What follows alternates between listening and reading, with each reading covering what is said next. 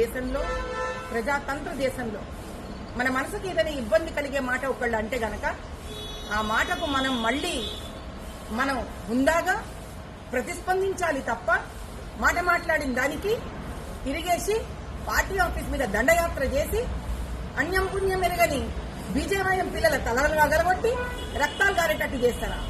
నేను ఒకటే మాట అడుగుతా ముఖ్యమంత్రి గారిని, రేవంత్ రెడ్డి గారు, మరి సమాంతం మీద కమెంట్ చేసిన మీ పార్టీ స్త్రీ మనుషులు ఎవరి తలలు వగలగొట్టిండ్రు?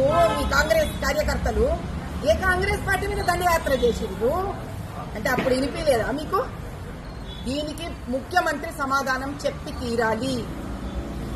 అన్న మాటకు మీకు మనసు బాధ కలిగితే ప్రెస్ మీట్ పెట్టండి, చెప్పుకోండి. ప్రెస్ మీట్లా ఇట్లా మాట్లాడతారు, అట్లా కమెంట్ చేస్తారు, ఇది పద్ధత సంస్కారమా అడగండి, క్వశ్చన్ చేయండి. తలలు కొడతారా? పోలీసులు నిలబడి దిక్కు చూస్తారా? డ్రామా చూస్తున్నారా పోలీసులు?